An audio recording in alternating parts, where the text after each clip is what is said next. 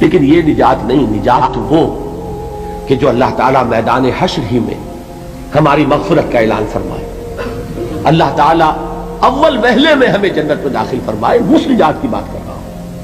وہ نجات جان لیجئے محض کلمہ گو ہونے کی بدولت نہیں ملے گی۔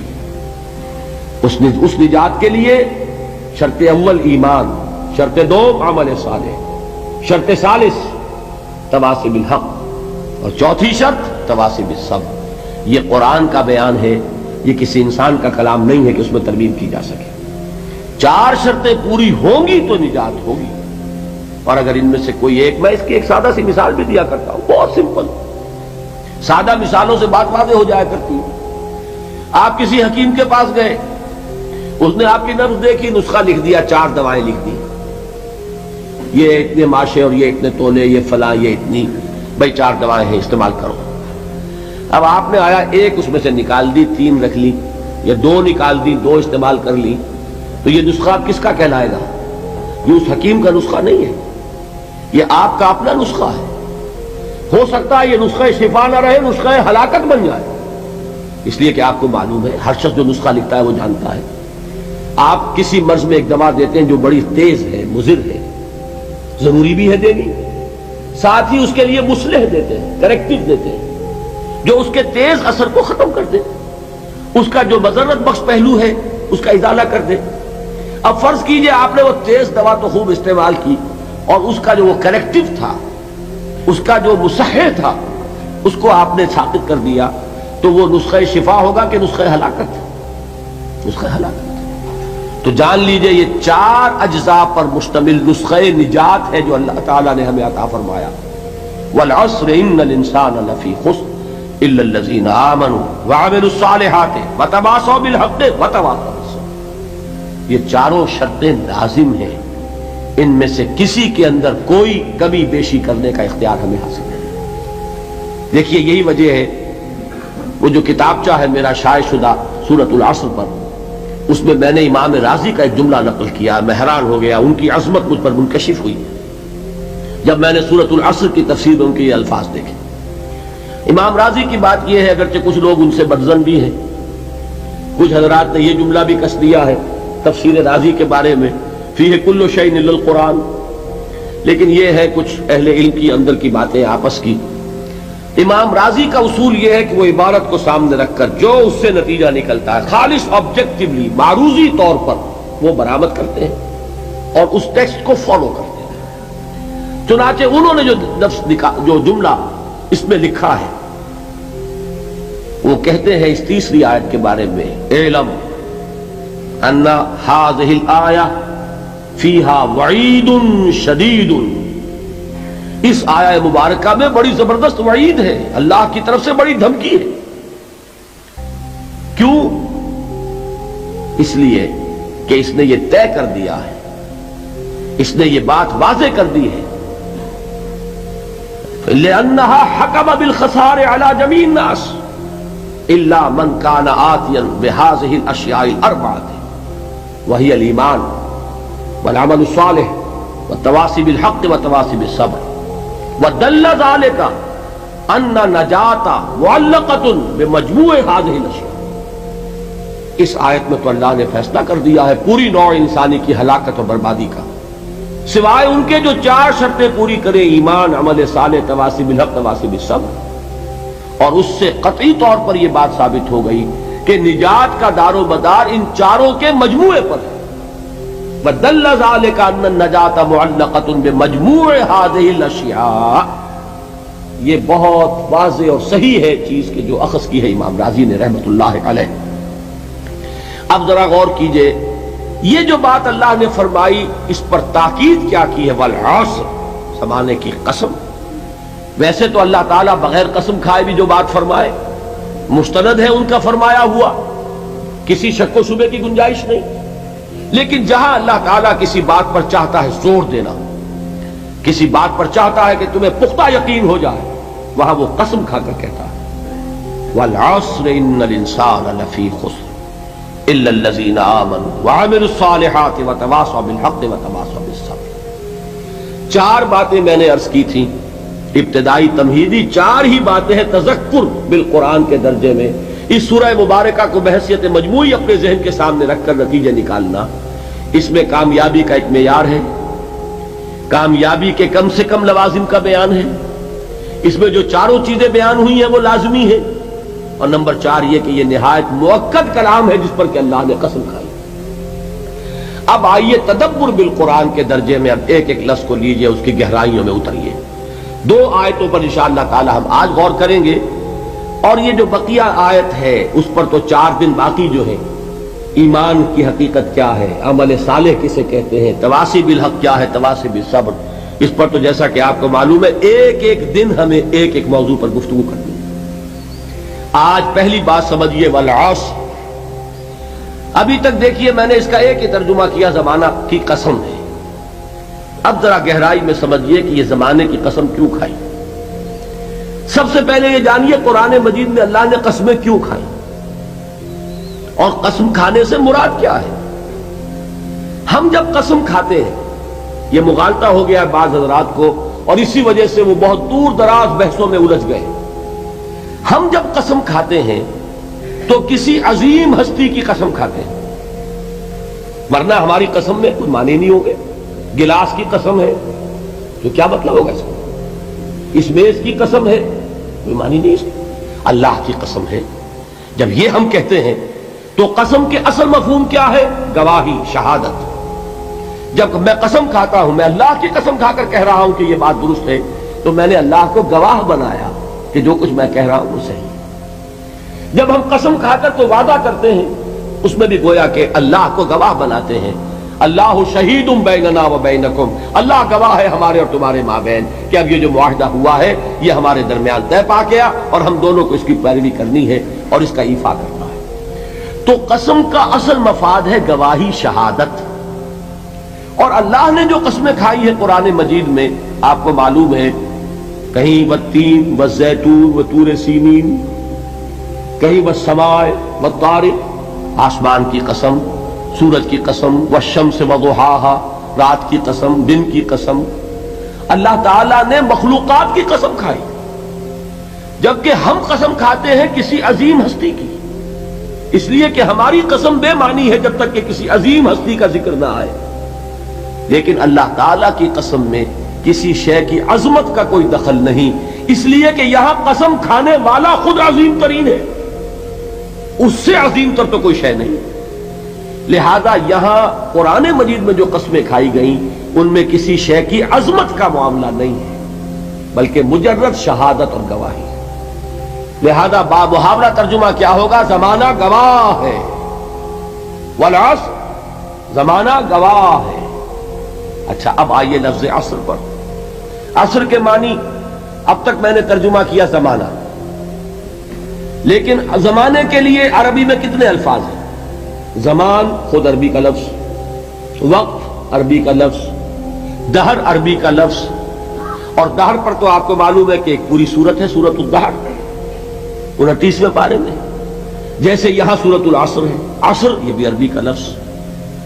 اب ان میں فرق کیا ہے؟ دیکھیے دہر اور عصر، ان دونوں الفاظ کو سمجھ لیجئے. اور یہ جو جدید جنہوں نے کچھ فزکس کا کوئی مطالعہ کیا ہے یا کچھ معلومات رکھتے ہیں، وہ در حقیقت ان الفاظ کی گہرائی کو سمجھ سکیں. آپ حضرات کے علم میں ہوگا یہ، اور جن کے علم میں نہیں ہے وہ اس وقت اس کو ذہن نشین کر لیں کہ آئنسٹائن ایک بہت بڑا فزسسٹ، ماہر فزکس، اس وقت دنیا کا عظیم ترین سائنسدان وہ مانا گیا اس صدی کا. آئنسٹائن نے ایک نظریہ پیش کیا جس کی روح سے یہ جو سپیس کا ہمارا کانسیپٹ ہے کہ یہ 3 ڈائمینشنل سپیس ہے، 3 ابعاد ہوتی ہیں. کوئی شے ہے اس کا طول ہوگا، عرض ہوگا، اور گہرائی ہوگی یا اونچائی ہوگی. یہ 3 ڈائمینشنز ہیں. یہ کمرہ ہے، ہال ہے، اس کی لمبائی ہے، چوڑائی ہے اور اس کی اونچائی ہے. کوئی شے بھی ہوگی اس میں یہ 3 آپ کو اس کی ابعاد ملیں گی. اب ابعاد کا لفظ آپ نہیں سمجھیں گے، ڈائمینشن سمجھ جائیں گے. لیکن جو انگریزی نہیں جانتے ان کے لیے ابعاد کا لفظ بول رہا ہوں، اعراض کہہ لیں، ابعاد کہہ لیں، لیکن یہ ثقیل لفظ ہے. Dimensions, 3 dimensional concept of space. لیکن آئنسٹائن نے جو بات بیان کی وہ یہ ہے کہ time is the fourth dimension of space. یہ جو ہمارا تصور ہے وہ تو ہے 3 ابعاد کا. حقیقت میں اسپیس جو ہے 4 ڈائمینشنل ہے، اور ٹائم جو ہے وقت وہ در حقیقت 4تھی ڈائمینشن ہے اسپیس کی. اسی لیے زمان و مکان کا لفظ جب ہم بولتے ہیں ایک اصطلاح کے طور پر، زمان و مکان، ٹائم اینڈ اسپیس، اس کا جو مرکب ہے اس مرکب میں اگر آپ کل کو لیں گے اور اس کا پھیلاؤ آپ اپنے سامنے رکھیں گے تو اس کے لیے لفظ دہر آئے گا. اور جب اس کے لیے وقت کا تصور صرف رکھیں گے، وہ وقت جو گزرتا ہے جس میں مرور ہے، جس میں ماضی، حال اور مستقبل کی تقسیم ہے، تو وہ وقت جو ہے سیریل ٹائم جسے کہا جاتا ہے انگریزی میں، زمانے جاری یہ عربی میں کہیں گے، یہ ہے عصر، گزرنے والا زمانہ. وہ زمانہ جو اس وقت حال ہے، ایک لمحہ ہے حال، اگلے لمحے وہ ماضی ہو گیا اور اس سے پہلے لمحے وہ مستقبل تھا. ہر لمحہ جو ہے وہ گزر رہا ہے کہ میں اپنی تسبیح روز و شب کا شمار کرتا ہوں دانا دانا. یہ زمانہ جو ہے گزرتا ہے ماضی، حال اور مستقبل میں، اس کو کہتے ہیں عصر. اسی لیے اب اس کا ترجمہ کیا ہوگا؟ تیزی سے گزرنے والا زمانہ گواہ ہے. یہ زمانہ گزر رہا ہے، یہ تمہیں اپنی غفلت میں ٹھہرا ہوا نظر آ رہا ہے. ہوشیار ہو جاؤ، یہ زمانہ تیزی سے گزر رہا ہے. دل کی ہر دھڑکن کے ساتھ تم اپنی قبر سے قریب تر ہوتے چلے جا رہے ہو. یہ چونکانے کا انداز ہے. یہ زمانہ جو تیزی سے گزر رہا ہے، یہ دیکھیے ایک شعر بچپن میں ہم نے پڑھا تھا، اس وقت اس کی کیفیت آپ پر طاری ہوگی. غافل تجھے گھڑیال یہ دیتا ہے منادی، گردوں نے گھڑی عمر کی ایک اور گھٹا دی. Every minute which is passing, it is bringing you nearer to your grave. ہم نے اپنے میٹرک کے زمانے میں ایک انگریزی کی نظم پڑھی تھی، سام آف لائف. اس میں ایک سٹینزا میں آپ کو پڑھ کر سنا رہا ہوں. Art is long and time is fleeting, and our hearts though stout and brave, still like muffled drums are beating funeral marches to the grave. یہ آپ کے علم میں ہوگا جب کوئی فوجی بڑا شخص جو ہے، کوئی جرنیل، اس کا جب انتقال ہو جاتا ہے، اس کی لاش کو لے کر جاتے ہیں اس کے کفن کو، تو اس کے ساتھ ہی بینڈ بجتا ہے. بینڈ کی ہر جو بیٹ ہے اس کے ساتھ وہ جنازہ قبر سے قریب تر ہو رہا ہے. وہی بیٹنگ آف دی ہارٹ ہے. دل کی ہر دھڑکن کے ساتھ تم اپنی موت سے قریب تر ہو رہے ہو. تمہارا یہ جنازہ جیسے کہ وہ بیٹ آف دی ڈرم ہے، اسی طرح بیٹ آف دی ہارٹ کے ساتھ تم اپنی قبر سے قریب تر ہو رہے ہو. اور یہ زمانہ جو تمہاری اصل متاع ہے کیا ہمارے پاس؟ یہ تھوڑی سی مہلت، اسی میں کچھ بنانا ہے. اور یہ مہلت تیزی سے گزر رہی ہے جیسے برف پگھلتی ہے. امام راضی ہی نے یہ بڑی عمدہ بات لکھی ہے کہ والعصر کا مفہوم مجھے اس وقت معلوم ہوا جب وہ کہتے ہیں کہ میں ایک شہر میں داخل ہوا، شام کا وقت تھا، بازار اب ختم ہونے والا تھا، تو ایک برف کا تجارت کرنے والا، برف بیچنے والا چیخ چیخ کر کہہ رہا تھا، لوگوں مجھ سے برف خرید لو، جلدی کرو، اس لیے کہ میری برف پگھلی جا رہی ہے. اس لیے کہ ایک دکاندار تو وہ ہے جس کا سامان رکھا ہوا ہے، وہ دکان بند کرے گا، اگلے دن کھولے گا، پھر وہ سامان موجود ہے. اگر کچھ نہ بکا، نفع نہیں ہوگا، اس کا اصل سرمایہ تو ضائع نہیں ہوگا. اگر جوتے کی دکان ہے، جوتے موجود ہیں، سبزی کی دکان ہے، چلیے کچھ باسی ہو جائے گی، کچھ نہ بچی رہے گی، کریانے کی دکان ہے، سامان موجود ہوگا. لیکن یہ برف کا تاجر جو ہے، جس کا برف اگر پگھل گیا تو اصل زر گیا، سرمایہ ختم ہوا. انسان کی مثال اس برف کے تاجر کی سی ہے کہ ہر لمحہ وہ برف پگھل رہا ہے، وقت ختم ہو رہا ہے اور انسان اپنی منزل سے قریب تر ہو رہا ہے. اگر اس میں اس نے کچھ بنا لیا تو کامیابی ہے، اور اگر یہ وقت گزر گیا تو پھر تباہی اور بربادی. یہ ہے انداز تیزی سے گزرنے والا زمانہ. غافل تجھے گھڑیال یہ دیتا ہے منادی، گردوں نے گھڑی عمر کی ایک اور گھٹا دی. اب آگے آئیے، ان الانسان لفی خسر. الانسان، یہ لام اس کو کہتے ہیں لام تعریف، اور اس میں بہت سے مفہوم پیدا ہوتے ہیں، اس وقت مجھے زیادہ تفصیل میں نہیں جانا۔ یہاں مراد ہے تمام انسان، یہ لام حصر ہے۔ انا تاکید کے لیے آتا ہے، ان الانسان، یقیناً تمام انسان، لفی خسر، خسارے میں۔ لام پھر تاکید کے لیے ہے۔ اب یہ میں جن لوگوں کو عربی گرامر سے کچھ تھوڑا سا شغف ہے ان کے لیے عرض کر رہا ہوں، ایک آیت بھی معجزہ ہے قرآن کا۔ عربی زبان میں کسی چیز پر زور دینے کے لیے جتنے اسلوب ممکن ہیں وہ سب کے سب اس میں جمع کر لیے۔ انا تاکید کے لیے، لام حصر تاکید کے لیے، پھر لا لفی خسر، لام پھر تاکید کے لیے، خسر نکرہ آتا ہے یہ بھی تاکید کے لیے، جملہ اسمیہ تاکید کے لیے۔ جتنے بھی امکانات ہیں عربی زبان میں زور دینے کی کسی چیز پر وہ سب کے سب اس ایک جملے میں جمع کر دیے گئے، ان الانسان لفی خسر۔ ذرا اس آیت پر اب نگاہ کو مرتکز کیجئے، انسان کا خسارہ کیا ہے؟ دیکھیے، سب سے پہلے میں آپ کی توجہ دلاؤں گا، ذرا آنکھیں کھول کر قلب حساس کے ساتھ نوع انسانی کا مشاہدہ کیجئے، کیسے کیسے دکھ، کتنی تکلیفیں، کتنی محنت، کتنی مشقت ہے جو ہر انسان کا مقدر ہے۔ قرآن مجید میں ایک مکمل سورت ہے، سورت البلد، اس میں اللہ تعالیٰ نے متعدد قسمیں کھا کر ایک بات کہی، لا اقسم بہذا البلد وانت حل بہذا البلد ووالد وما ولد لقد خلقنا الانسان فی کبد۔ ہم نے انسان کو مشقت ہی میں پیدا کیا، یہ مشقت ہر انسان کا مقدر ہے۔ لوگ گھروں کو چھوڑ کر آئے ہوئے ہیں، کہاں کہاں انسان جاتا ہے، یہ اس دنیا میں محنت اور مشقت۔ ہاں ایک مغالطہ ہو جاتا ہے کہ شاید یہ محلوں میں رہنے والے جو ہیں انہیں کوئی مشقت نہیں، انہیں کوئی دکھ نہیں، حالانکہ حقیقت یہ نہیں ہے۔ جو جتنا امیر ہے آپ دیکھیں گے اس کی جسمانی مشقت کم ہے، ذہنی کوفت زیادہ ہے۔ ٹرینکولائزرز کی انہیں ضرورت پڑتی ہے، انہیں سیڈیٹیوز چاہیے، خواب آور دوائیں مزدور کو نہیں کبھی ضرورت پڑے گی۔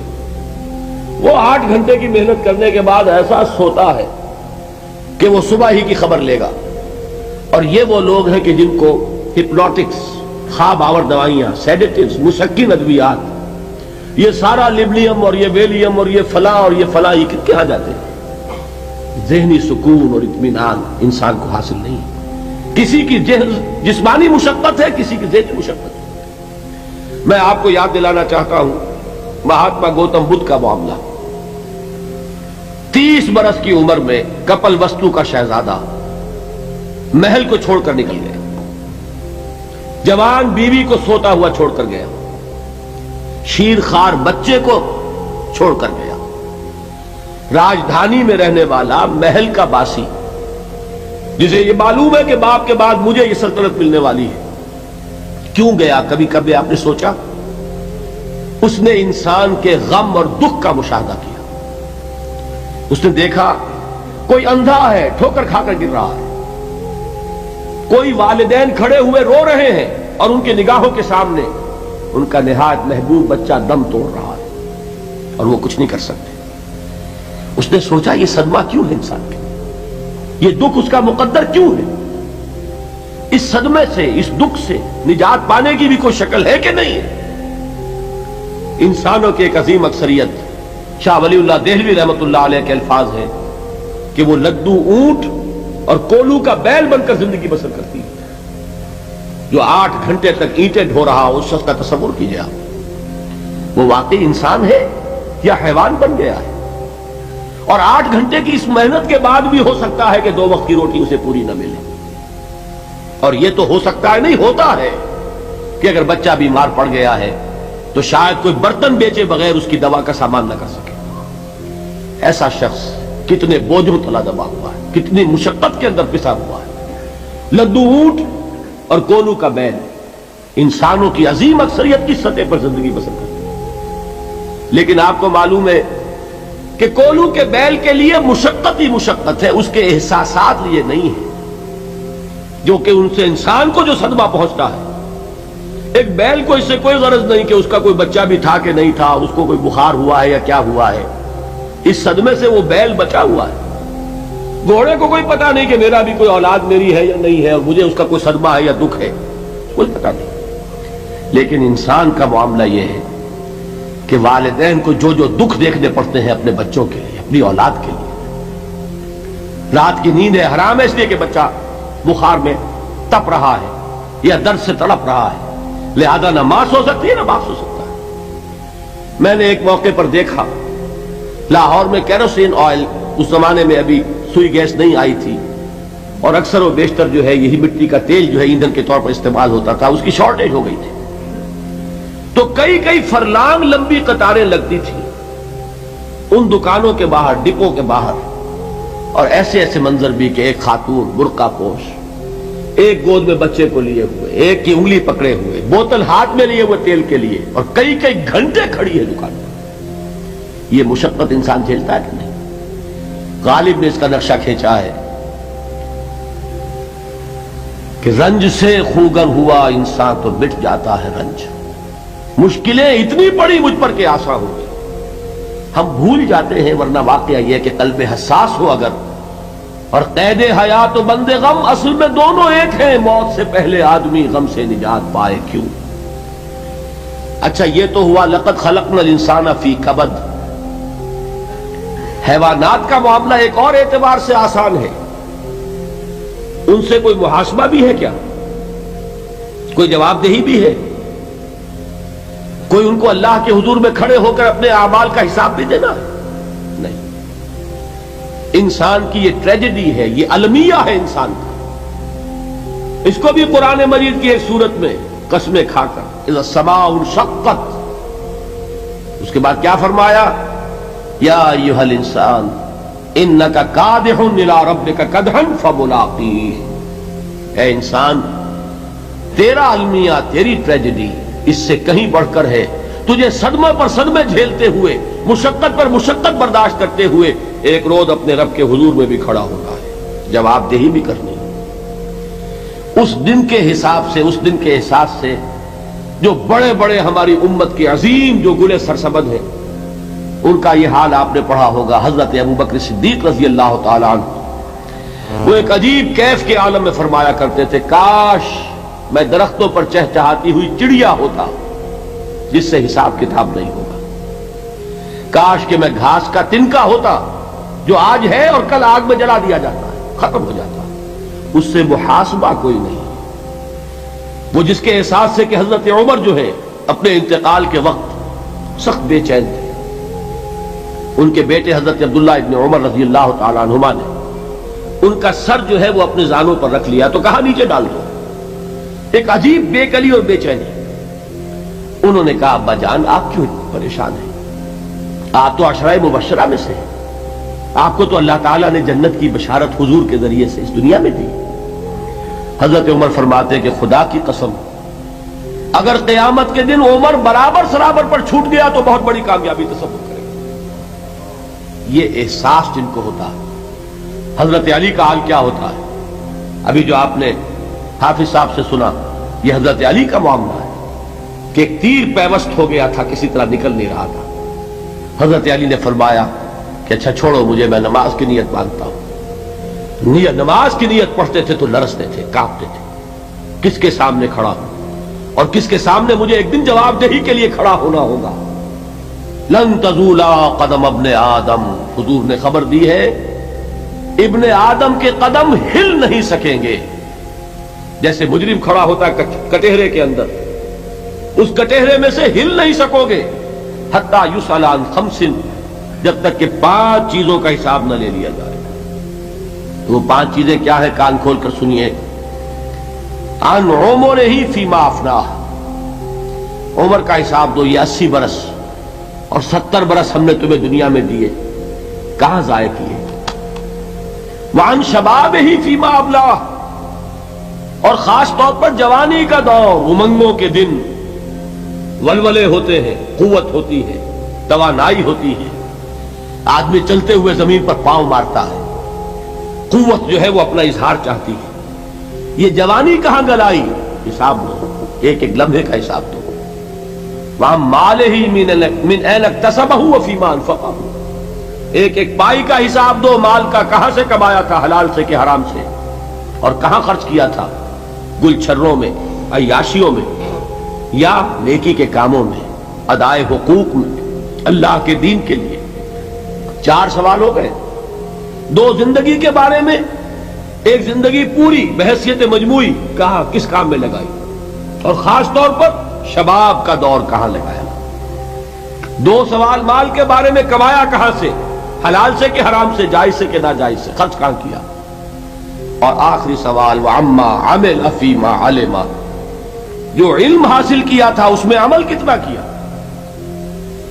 علم کے انبار لگاتے چلے گئے اور عمل کے آغاز کی بھی نوبت نہ آئی. یہ علم جو ہے یہ اس روز سب سے بڑا وبال بن جائے گا انسان. اتنا علم اور عمل کچھ نہیں، بجائے کہ کریڈٹ کا ذریعہ بنے یہ الٹا ڈیبٹ کا کھاتا بن جائے. یہ جواب دہی کا احساس ہے کہ جس کی وجہ سے انسان کی ٹریجڈی جو ہے وہ دوہری ہے. کوئی حیوان اتنے بوجھ تلے نہیں، مشقت کی، محنت کی، اس زندگی میں ختم ہوئے، اس کے بعد کوئی محاسبہ نہیں. اس کو بھی غالب نے خوب کہا ہے کہ اب تو گھبرا کے یہ کہتے ہیں کہ مر جائیں گے، اور مر کے بھی چین نہ پایا تو کدھر جائیں. یہ ہے وہ ہیومن ٹریجڈی. اب میں آپ کو توجہ دلانا چاہتا ہوں. ایک تو گوتم بدھ کا فلسفہ، اس کے فلسفے کا مین تھیم یہ ہے سروم دکھم، آل از پین، آل از سفرنگ. اور اس نے جو بھی اپنی محنت کی یہ تو اللہ ہی بہتر جانتا ہے کہ اسے بعد میں ملا کیا اور کیا نہیں ملا. ایک بات آپ سے عرض کر دوں گوتم بدھ کے بارے میں. ایک بہت جید عالم، میرے نزدیک بر صغیر پاک و ہند کے علماء میں جو اس صدی کے علماء ہیں ان میں ان کا بہت اونچا مقام ہے، مولانا مناظر احسن گیلانی رحمت اللہ علیہ. گیلان قصبہ ہے ایک بہار کا، وہاں کے رہنے والے تھے. ان کی زندگی زیادہ گزری حیدرآباد دکن، عثمانیہ یونیورسٹی میں استاد رہے. انہوں نے گوتم بدھ کے بارے میں یہ لکھا ہے کہ میرا یہ گمان ہے کہ وہ بھی اللہ کے نبی تھے، اور اس کی دلیل دی ہے. قرآن مجید میں ایک رسول کا ذکر آتا ہے ذل کفل، اور یہ ذل کفل وہ ہے جس کے بارے میں ہمیں کچھ پتہ. قرآن مجید میں بھی ایک جگہ ذکر آیا ہے. نمبر 2 یہ کہ کسی حدیث میں اس کی کوئی ہمیں وضاحت نہیں ملتی، نہ حضور سے پوچھا گیا نہ حضور نے اس کی وضاحت فرمائی. اب یہ ذل کفل ہے کون؟ تورات میں جو نبیوں کے نام آتے ہیں ان میں سے کسی نبی کا نام ذل کفل کے آس پاس نہیں بنتا کہ یہ سمجھا جائے کہ یہ اس نام کی بگڑی ہوئی یا بدلی ہوئی شکل بن گئی ہے. تو انہوں نے جو کہا ہے وہ بات وزنی معلوم ہوتی ہے اس اعتبار سے کہ کپل وستو، کپل پے جو ہے وہ عربی میں ہے نہیں، وہ فے بنتی ہے. تو ذل کفل کے معنی کفل والا، اور یہ کفل جو ہے کپل، کپل والا، جس کو ہم کہتے ہیں کپل وستو کا شہزادہ. تو انہوں نے یہ کہا ہے کہ گوتم بدھ کے بارے میں یہ خیال، یہ میں عرض کر دوں کہ اس کو ہم یقین سے نہیں کہہ سکتے، یہ ان کا گمان ہے، خیال ہے، واللہ عالم کہیں گے ہم، لیکن امکان ضرور موجود ہے. قرآن کہتا ہے وَلِكُلِّ قَوْمٍ ہاد، ہم نے ہر قوم میں ہادی بھیجے. وَإِن مِّن قَرْيَةٍ إِلَّا خَلَا فِيهَا نَذِيرٌ، کوئی بستی ایسی نہیں دنیا میں جس میں کوئی نہ کوئی خبردار کرنے والا نہ آیا ہو.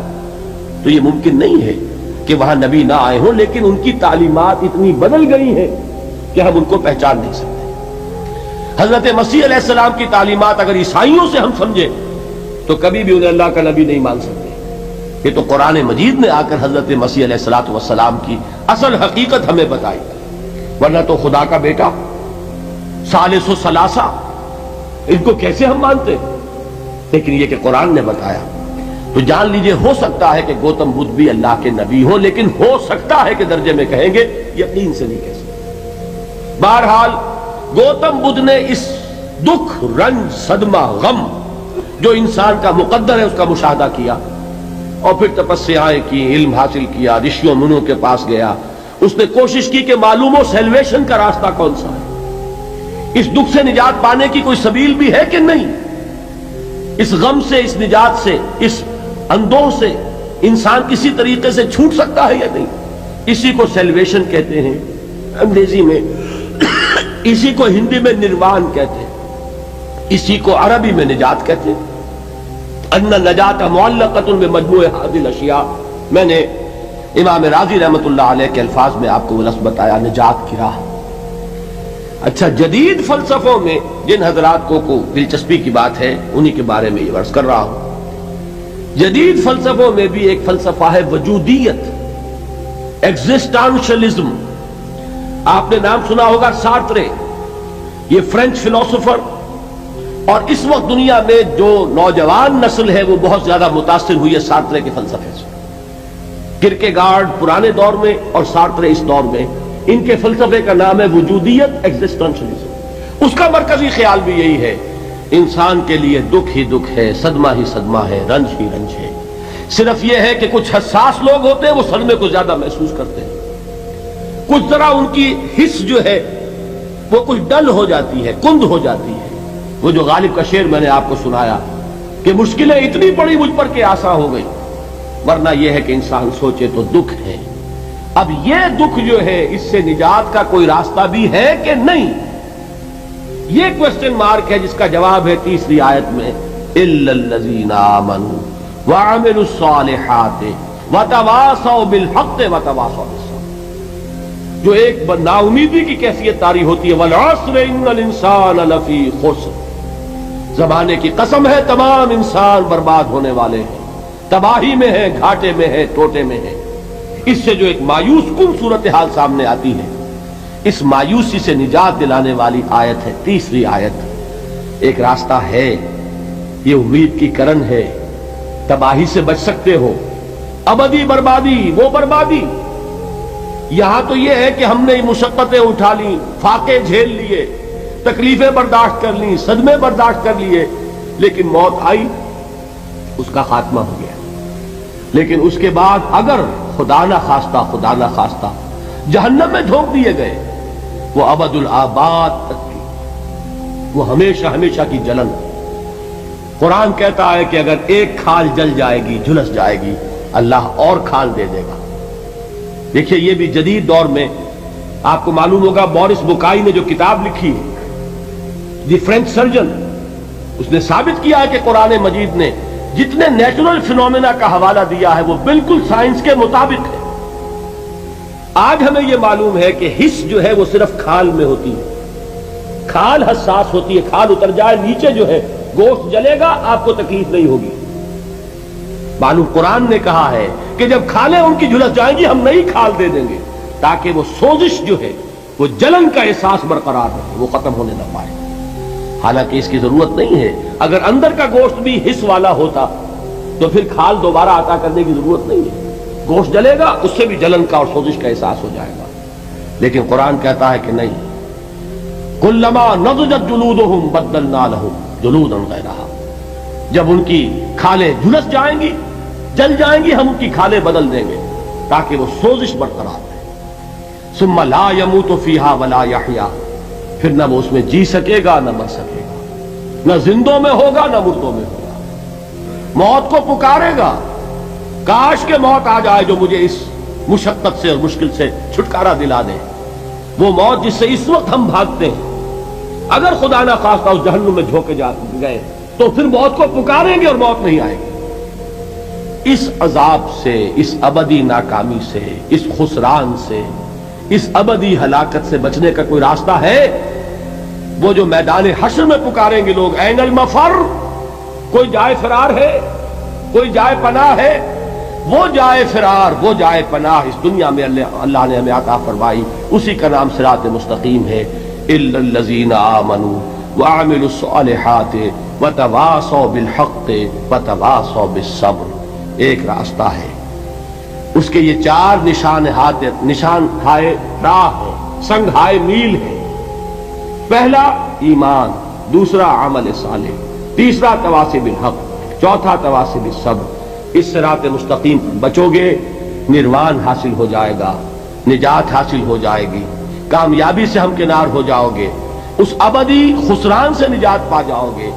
اللہ تعالی ہم سب کو اس کی توفیق عطا فرمائے. جیسا کہ میں نے عرض کیا ہے، اب بقیہ 4 دنوں میں ان 4 چیزوں پر بحث ہو. ایمان کی حقیقت کیا ہے، عمل صالح کی حقیقت کیا ہے، तवासी बिल हक की हकीकत क्या है? ये गोया के इंडेक्स है कुरान का, ये एक फेरिस्त है कि जो कुरान मजीद में इस सूरह मुबारका में दे दी गई। ईमान किसे कहते हैं, किन किन चीजों को मानने का नाम ईमान है, ईमान के दरजात क्या हैं, ईमान के मकामात क्या हैं, ईमान के लवाजिम क्या हैं, फिर अमल सालेह किसे कहते हैं, उसके कौन कौन से शोबे हैं, कौन कौन से हिस्से हैं, फिर तवासी बिल हक क्या है, तवासी बिल सब्र क्या है। इन चार चीजों पर गोया के इन 4 दिनों में, बल्कि आज के दिन को शामिल कीजिए तो 5 दिनों में सूरतुल असर ही पर सारी गुफ्तगू हो रही होगी। लेकिन एक एतबार से ये पूरे कुरान मजीद का खुलासा भी सामने आ जाएगा, इसलिए कि कुरान मजीद में यही तो बहसें हैं। कुरान मजीद में ईमान की बहसें हैं, अमल की बहस है, तवासी बिल हक की बहस है, तवासी बिल सब्र की बहस है। इन 4 के अलावा अगर कोई चीज है तो वो वल असर में है, जमाना, ये गुजरने वाला जमाना। अक़वाम